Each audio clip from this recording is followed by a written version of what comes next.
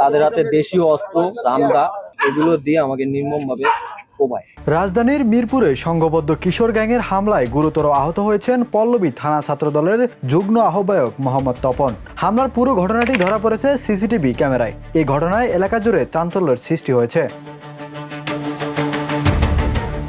গত 5 আগস্ট রাতে Mirpur 11-এর Lalmatia duplex plot এলাকার 6 নম্বর লাইনে এই হামলার ঘটনা ঘটে। সিসিটিভি ফুটেজে দেখা যায় প্রায় 25 জনের একটি দল ধারালো অস্ত্র নিয়ে মোহাম্মদ তপনের উপর অতর্কিত হামলা চালায়। এক পর্যায়ে তাকে এলোপাতাড়ি কুপিয়ে রাস্তায় ফেলে পালিয়ে যায় হামলাকারীরা। স্থানীয়রা গুরুতর আহত অবস্থায় তপনকে উদ্ধার করে ইসলামী হাসপাতালে নিয়ে যান। হাসপাতালের সূত্র জানায় তার শরীরে বিভিন্ন স্থানে ধারালো অস্ত্রের আঘাত রয়েছে। প্রাথমিক চিকিৎসা শেষে তিনি পল্লবী থানায় একটি মামলা দায়ের করেন। ভুক্তভোগী তপনের দাবি, সামান্য কথা কাটাকাটির জেরে সংঘবদ্ধ একটি কিশোর গ্যাং তার উপর হামলা চালায়। তার অভিযোগ, দীর্ঘদিন ধরে এলাকায় সক্রিয় একটি কিশোর গ্যাং ছিনতাই, চুরি, চাঁদাবাজি সহ বিভিন্ন অপরাধে জড়িত থাকলেও তাদের বিরুদ্ধে কার্যকর ব্যবস্থা নেওয়া হচ্ছে না। অন্যায়ের প্রতিবাদ করতে গেলাম, একটা ছেলেকে মারতেছে, সেখানে আমি বাধা দিলাম।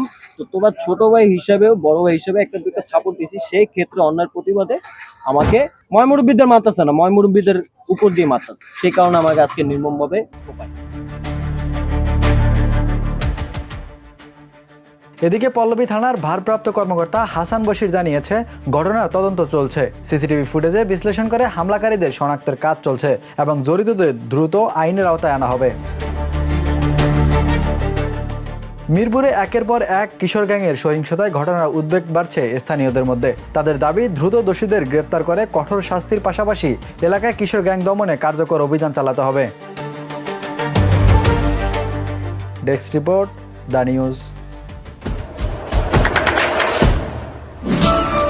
দেশে দেশে সবার সাথে দ্য নিউজ।